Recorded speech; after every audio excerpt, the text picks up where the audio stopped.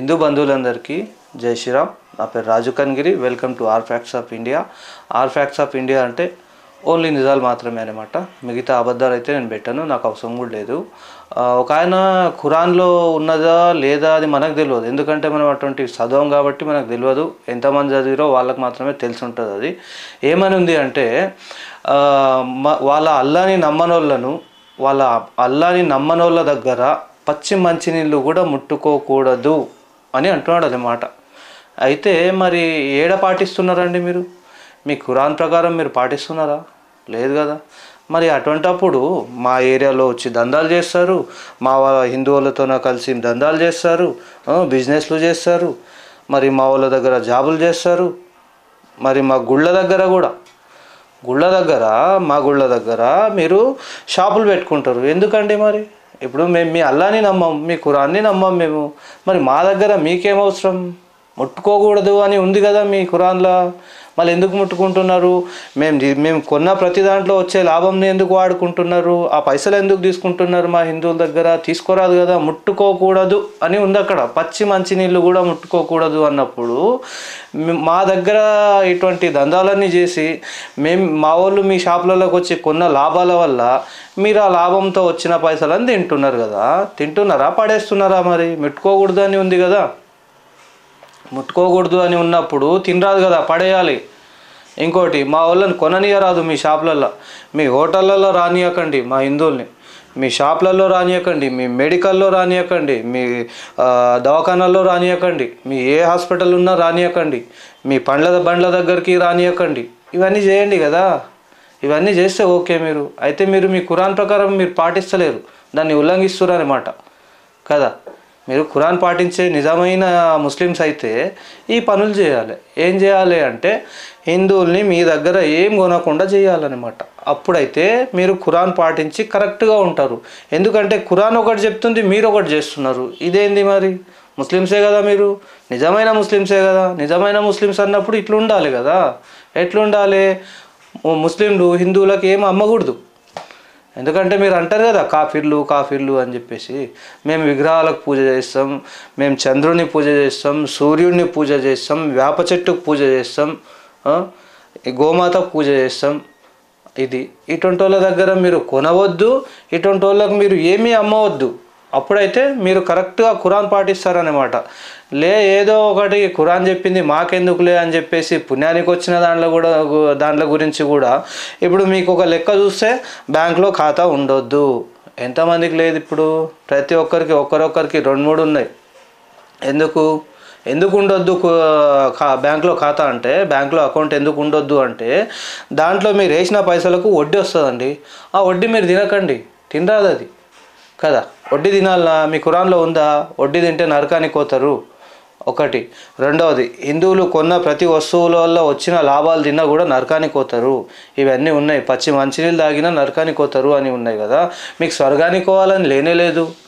ఇంకెక్కడండి మీకు స్వర్గానికి పోవాలని ఉంటే ఇవన్నీ చేయరు. మీరు ఏం చేయరంటే బ్యాంకులో అకౌంట్ పెట్టుకోరు, హిందువులకు ఏది అమ్మరు, హిందువుల దగ్గర ఏది కొనరు. అప్పుడైతే మీరు స్వర్గానికి పోతారు. అంతే తప్ప మీరు ఇవన్నీ అమ్ముకుంటా వచ్చిన లాభాలన్నీ దొబ్బి తినుకుంటా మళ్ళీ ఒకడు అంటాడు, మొన్న కొండగొర్రెగాడు మీ దాంట్లో ఎవడు పెద్దనో ముల్లనో మౌల్వినో మనకు తెలియదు. అది కానీ మీరు గురువుగా భావిస్తారా, అన్ని శిశువునిగా భావిస్తారా, ఏం చేస్తారా, మనకు సంబంధం లేదు, అది మాకు తెలియదు. ఆయన ఏమంటాడంటే అందరి ముందరనే ఏదో మీటింగ్లో చెప్పిండు మోతేపరి, మనము ఖురాన్ని పాటించని వాళ్ళతోన, ఖురాన్ని నమ్మని వాళ్ళతోన నీళ్ళు కూడా ముట్టుకోకండి, వాళ్ళతో ఏం కొనకండి, ఏం తినకండి అంటారు కదా. మీరు అమ్మకండి ముందైతే. మీరు అంతే కదా. మా కొండగోర్లు మా వాళ్ళు కూడా కొంతమంది ఉన్నారు మీ దాంట్లో వచ్చి జొర్రేటోళ్ళు. ఎంత చెప్పినా బుద్ధి లేకుండా మీ దాంట్లో వచ్చి తినేటోళ్ళు, అమ్మేటోళ్ళు, కొనేటోళ్ళు ఉన్నారు మా దాంట్లో. చాలామంది ఉన్నారు, కొంతమంది కాదు. మా హిందువుల్లో ఉన్న దరిద్రం అదే. ఎందుకంటే వీళ్ళకి ఇప్పట్లో బుద్ధి రాదు. వీళ్ళకు బాగా ఇంకా తలగాలి, ఇంకా షాకుల మీద షాకులు బాగా తలుగుతుంటే అప్పుడు మా వాళ్ళు ఒక లైన్కి వస్తారు. ఇప్పటికీ బొచ్చేడు గుళ్ళు మీ వాళ్ళు అంతా మీ ఖురాన్ని పాటించేటోళ్ళే బొచ్చేడు గుళ్ళు నాశనం చేస్తారు. ఈ తెలంగాణలో అవుతుంది, యూపీలో అవుతుంది, మహారాష్ట్రలో అవుతుంది, భారతదేశంలో ఎక్కడ చూసినా అదే అవుతుంది.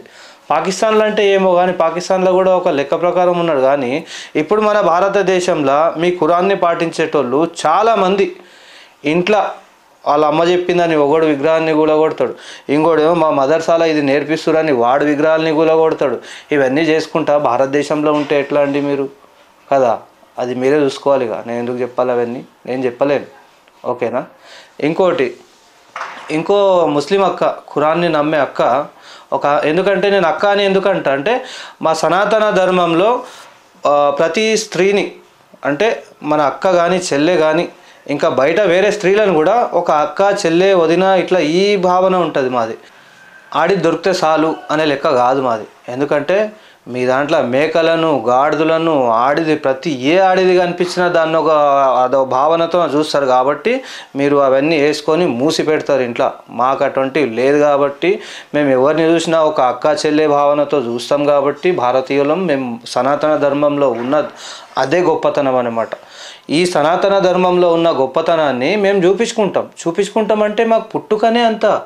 మేము ఎవరిని చూసినా ఒక అక్క చెల్లె ఇట్లా ఇది చేస్తాం. ఆమె ముస్లిమా హిందువా క్రిస్టియనా అని కాదు, అక్క అని మాట్లాడతాం ముందు. లేకపోతే చిన్నగా ఉంటే మా ఏజ్ కన్నా చిన్న ఆమె ఉంటే చెల్లె ఏమైందమ్మా అని ఇట్లా అడుగుతాం అనమాట. మీలాగా క్యావుగా బర్రె నోరు వేసుకొని మాట్లాడం మేము. మాదో పద్ధతి, ఆ పద్ధతి ప్రకారం పోతాం మేము. ఇప్పటిదాకా మస్తు పద్ధతులు చేస్తున్నాం. ఒకవేళ మా హిందువులకు కూడా మీలాగా అనిపించిందే అనుకో, చాలా ప్రాబ్లం అయిపోతుంది మీకే. ఇప్పుడు మొన్న ఒక అక్క అన్నది, నేను ఇప్పటిదాకా చెప్తున్నా, అది ట్రాఫిక్ కొద్దిగా ఇటు వచ్చేసింది అనమాట. ఇప్పటిదాకా ఒక ముస్లిం అక్క ఏమన్నదంటే, మేము మా చరిత్ర మొత్తం చూసుకున్నాము, మొత్తం చరిత్ర తిరగరాస్తే ఏమని ఉంది అంటే మాలో ఉన్న రక్తం అంతా రాముంది కృష్ణుందే, ఇతర ఏమీ లేదు.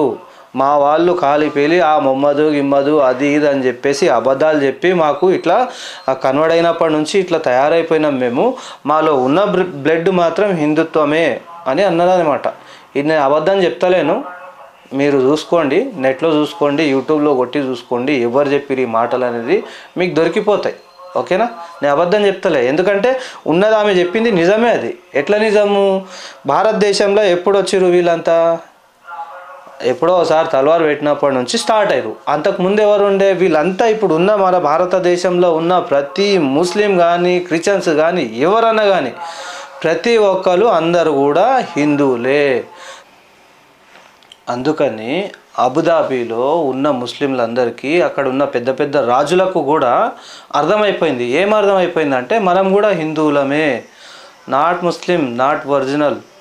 మనం కూడా ఒకప్పుడు హిందువులమే కాబట్టి మనం కూడా ఇప్పుడు హిందూ దేవీ దేవతలను ఆరాధించాలి, పోయి గుళ్ళ దగ్గర మొక్కాలి, ప్రసాదం తినాలి, ఇవన్నీ చేయాలని చెప్పేసి అబుదాబీలోనే చేస్తున్నారు అన్నమాట. అంటే వాళ్ళకన్నా పెద్ద ముస్లింలు అయితే గారు ఇక్కడ ఉన్నోళ్ళు కదా, మన భారతదేశంలో ఉన్నోళ్ళు కన్వర్ట్ అయిన వాళ్ళే. వాళ్ళైతే ఒరిజినల్ ముస్లిమ్స్ కదా, వాళ్ళకి ఎందుకు ఇవన్నీ చెప్పండి? మన దేవుళ్ళ కాడ వస్తారు, మన గురూజీలను తీసుకుపోయి అక్కడ ఏమంటారు అదంతా పూజ గురించి దాని గురించి వివరాలు అడుగుతున్నారు, అక్కడ తీసుకుపోయి పూజలు చేపిస్తున్నారు, ఆ అబుదాబీలో కూడా టెంపుల్లు కడుతున్నారు. ఇవన్నీ ఎందుకు చేస్తున్నారు? వాళ్ళకి తెలియాలి కదా. మళ్ళీ వాళ్ళు కూడా మన హిందువుల దగ్గర తినొద్దు, హిందువులు కాఫీర్లు ఇవన్నీ చెప్తలేరు కదా. మళ్ళీ ఇక్కడ భారతదేశంలో ఉన్న కన్వర్ట్ అయిన వాళ్ళకి ఎందుకండి ఇవన్నీ? హిందువుల దగ్గర తినొద్దు, హిందువుల దగ్గర చేయొద్దు, హిందువుల దగ్గర నీళ్ళు తాగొద్దు, కాఫీల దగ్గర ఏం తీసుకోవద్దు అన్నప్పుడు మా ఏరియాలోకి వచ్చి పండ్లు అమ్ముతారు, పూలు అమ్ముతారు, కూరగాయలు అమ్ముతారు, నీళ్ళు అమ్ముతారు. ఇంకా మీ మెడికల్ పెట్టుకున్నారు. మీ మెడికల్లో ఏమైనా అందరు ముస్లింలే తీసుకుంటారా? మీ డాక్టర్ల దగ్గర ఏమైనా అందరు ముస్లింలే వస్తారా? మీ పండ్లు కూరగాయలు అన్నీ ముస్లింలే తీసుకుంటారా? హిందువులు కూడా తీసుకుంటారు కదా. తీసుకునేటప్పుడు ఏం చేయాలి? అమ్మరాదు మీరు. లేదమ్మా మేము అమ్మమని చెప్పాలి, కాఫీలకు అమ్మం, కాఫీలతో పైసలు తీసుకొని తింటే మేము నరకానికి పోతామని చెప్పాలి. ఈ మాట ఎవరని చెప్తారా? ఎవరు చెప్తలేరు. వస్తే లాభం వస్తే చాలు, ఆ ఖురాన్ ఎక్కడన్నా పోని, ఏం ఎక్కడన్నా పోని, మేము నరకానికి పోయినా పర్లేదు, ఇదన్నమాట. అటువంటప్పుడు మీ దాంట్లో ఎవడో ఒకడు వస్తాడు, చీడ పురుగు వచ్చి ఏం చేస్తాడు? మీకు అందరికీ ఊదిపోతాడు చెవులలో, అదే ఇట్లా ఉంటుందిరా, ఇట్లా మనం కాఫీలతోనే తినొద్దు అని. అయినా మీరు వింటారా? ఎవరు మాట వింటారు? మీరు ఎవరు మాట వినరు. అదనమాట. అయితే కొంతమంది మాత్రమే, ఇది అందరికీ కాదు నేను చెప్పేది. ముస్లింల దాంట్లో కూడా మంచోళ్ళు ఉన్నారు, లేరని కాదు నేను చెప్పేది, ఉన్నారు. ఆ మంచోళ్ళు మాత్రం తెలుసు నాకు. వాళ్ళ గురించి నేనేం చెప్పట్లా ఇక్కడ. మీ దాంట్లో ఉన్న ముస్లింలో ఉన్న చీడ పురుగుల గురించి మాత్రమే చెప్తున్నా. ఎట్లా చీడ పురుగులు అంటే, ఏం అమ్మినా ఏం చేసినా కూడా దాంట్లో ఉచ్చబోసి ఉమ్మిచ్చి లేకపోతే కలర్ స్ప్రే కొడతారు. నేను కలర్ స్ప్రే కొట్టేది కూడా చూపిస్తాను చూడండి జరా. పండ్ల మీద వేస్తుండు, పండ్ల మీద మొత్తం వేస్తున్నారు అనమాట. దేని మీద వేస్తుండు ఒకసారి చూడండి మీరు. కూరగాయల మీద వేస్తుండు కదా. మళ్ళీ ఇది తినాలా మనం? ఆడ బకెట్ ఏంది, ఆ కలర్ ఏంది, ఆ కలర్లో కంపల్సరీ ఏదన్నా ఒక పాయిజన్ ఉంటుంది. పాయిజన్ లేనిది మాత్రం ఏ కలర్లు కూడా కావు. అందుకని చెప్పేసి మ్యాక్సిమం మన వాళ్ళు బయట తినేది మానేసేయండి దయచేసి. ఒకవేళ తింటే చేస్తే కనుక హిందువుల హోటల్లో తినండి, అదొక మంచిగా ఉంటుంది. ఎందుకంటే హిందూ హోటల్లో మ్యాక్సిమం అటువంటి పనులు చేయరు. ఈ గలీజ్ దందాలు మన హిందువులు చేయరు. చేయనికే ముందు భయపడతారు మన వాళ్ళు.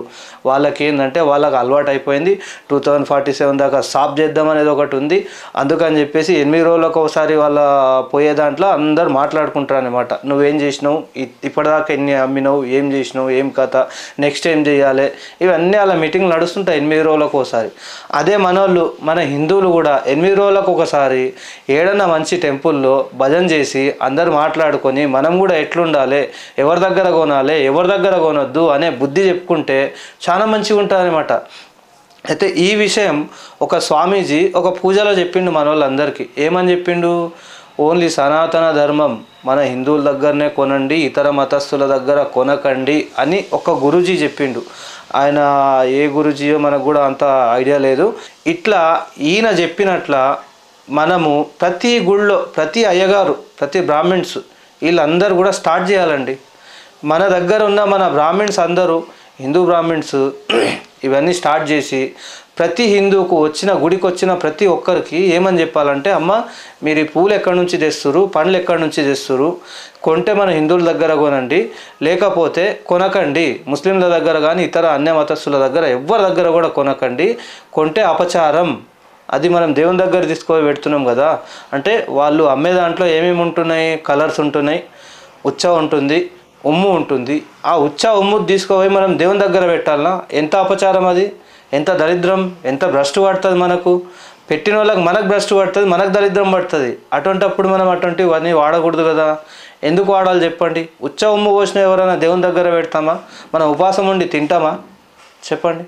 మనం ఖాళీ దేవుణ్ణి మొక్కేటప్పుడు ఒకవేళ బయటికి వెళ్ళి వస్తేనే కాల్ముఖం కడుక్కొని బొట్టు పెట్టుకొని దేవుణ్ణి మొక్కుతాం. అంత పవిత్రంగా ఉంటారు మన దేవుళ్ళు సనాతన ధర్మంలో. అయితే పాటిస్తే అట్లా పాటిస్తాం మనము.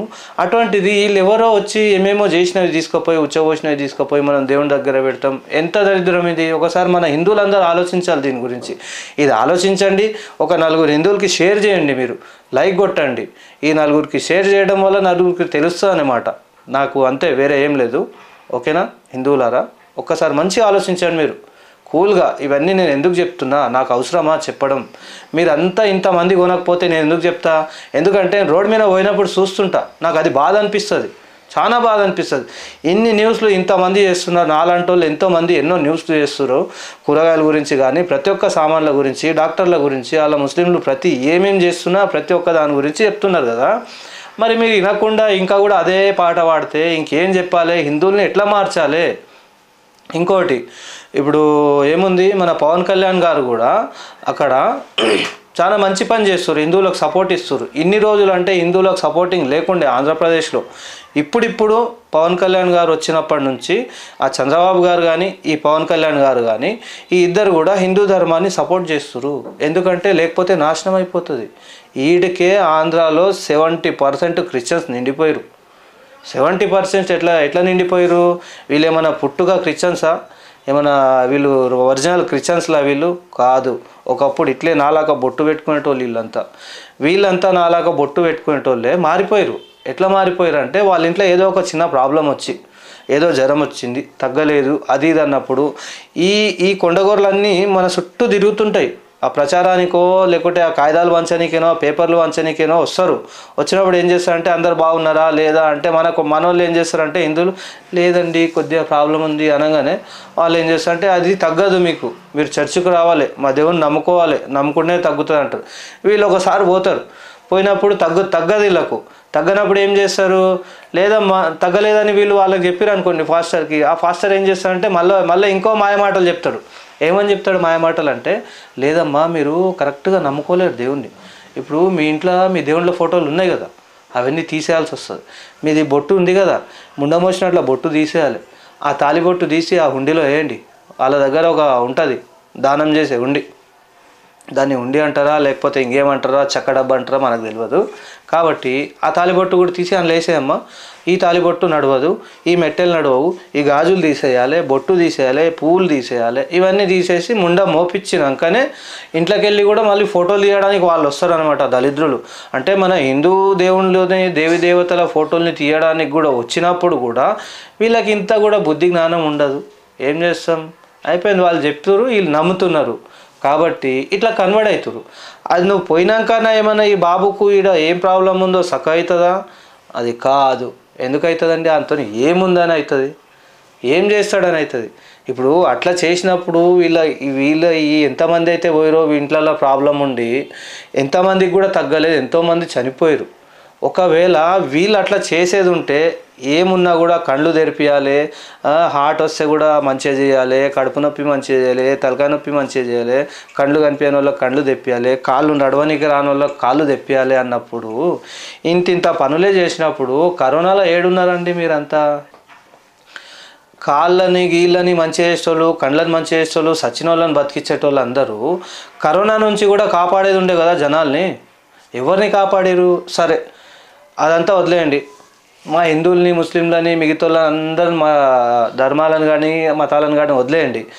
మీ యేసు ప్రభుని నమ్ముకున్న వాళ్ళని, మీ చర్చికి వచ్చిన వాళ్ళని మీరు కాపాడుకున్నారా కరోనా నుంచి? ఎంతమంది చచ్చిపోలేరు? నిజంగా చెప్పండి, మీ దేవుని మీద ఒట్టేసి చెప్పండి. ఓకేనా? కామెంట్ చేయండి. నాకు మీ వాళ్ళు కూడా చూస్తున్నారు, నాకు తెలుసు నా వీడియోలు, అందుకని చెప్తున్నా. మీరు కరోనా నుంచి ఎంతమందిని కాపాడిరు? ఇది కావాలి మనకు. ఎందుకంటే వాస్తవాలు పెట్టాలి. ఊకనే అంతమంది జనాలను తీసుకొచ్చి వారం వారం పాపం ఆదివారం వాళ్ళ దశమ భాగాలు ఇచ్చుకోలేక వస్తున్నారు. వాళ్ళ బాధలు ఏదో వాళ్ళు పడుతున్నారు, అయినా కూడా వాళ్ళకి అర్థమవుతలేదు. ఏదో ఇంట్లో ప్రాబ్లం ఉంది, బేబీ కళ్ళు కనిపిస్తలేవు, గుండె నొప్పి, ఆ నొప్పి, ఈ నొప్పి, క్యాన్సర్ వచ్చింది అని చెప్పి మీ దగ్గరికి తీసుకొస్తే మీరు ప్రతి వారం తిప్పుతూనే ఉన్నారు, కానీ ఒక్కరికి కూడా బాగుపరిచింది లేదు. అది పోదు. అసలు అది ఇంతకు చర్చైనా మీరు పెట్టుకున్నది, లేకుంటే కిరాణా షాపా? అందులో ఏమేమి అమ్ముతారు? ఆయిల్ డబ్బాలు అమ్ముతారు, నీళ్ళ బాటిల్ అమ్ముతారు, కర్చీప్లు అమ్ముతారు, అరటి పండ్లు అమ్ముతారు, ఇంకేమేమి అమ్ముతున్నారు? ఎందుకండి ఇంతగానం నాటకాలు చేసి జనాలకు మోసం చేయాలని ఎట్లా అనిపిస్తుంది మీకు? ఇంత జనాలకు మోసం చేసి ఆ వారం వారం వచ్చిన డబ్బులన్నీ తీసుకుపోయి దొబ్బితిని మీరు ఇండ్లు, బంగ్లాలు, కార్లు ఇవన్నీ కొంటున్నారు. ఇప్పుడు మీకు దశమ భాగాలు ఇచ్చేటోళ్ళంతా సంకనాకపోతున్నారు కదా. మీరు చేసేది ఇదే తప్ప వేరే ఏం లేదు మీతోన. ఒకవేళ అట్లా అంత పవర్ ఉండింటే మీ దగ్గర, నిజమైన పవర్ మీకు ఆ దేవుడు ఇస్తే కనుక మంచిదే, వద్దని చెప్తలేను నేను, ఇస్తే మంచిదే. కానీ కరోనాని ఎందుకు ఎలగొట్టలేకపోయారు? మళ్ళీ తొక్కండి అని అంతా అయిపోయినాక మీ వాళ్ళందరూ ఒక నలుగురు కొండగూరులు వచ్చి తొక్కుడు ఏదో పాట పాడిరాడ. కానీ కరోనా అంతా అయిపోయినాక అది కూడా, అంతకుముందు ఏడ ఉండే? ఒక్కడు కనిపించలేడు అంతకుముందు. ఏమో మరి. అందుకని చెప్తున్నా, హిందూ బంధువులారా ఇవన్నీ ఆలోచించండి. ఈ మోసపూరితమైన మాటలు మాట్లాడి మన వాళ్ళని కన్వర్ట్ చేస్తారు. కాబట్టి ఇలా మాటలు ఎవరు కూడా నమ్మకండి, నమ్మి మీరు మోసపోకండి.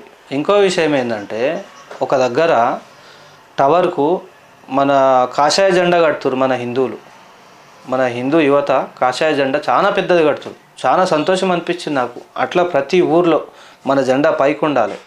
అదే మన సనాతన ధర్మం. అది ఆ జెండా వల్లనే కాదు, ఆ జెండా పెట్టినంత మాత్రాన అయ్యేదేం లేదు పోయేదేం లేదని అనుకుంటారు మన వాళ్ళు కొంతమంది. కానీ ఆ జెండా వల్లనే మనకు గౌరవం, మన సనాతన ధర్మానికి కూడా గౌరవం. అది అట్లా అని చెప్పేసి జెండా ఒకటి పెట్టినాం వదిలేసినామని కాకుండా మనం పాటించాలి, మన సనాతన ధర్మాన్ని మనం పాటించాలి. రోజు విధానం అదే చేయాలి. మన ధర్మం ఏంది, మనం ఏం చేయాలి, మనం ఎట్లుండాలి అని చెప్పేసి మనం కూడా ప్రతి ఇంట్లో ఒక రక్షణ కవచం కంపల్సరీ పెట్టుకోవాలి.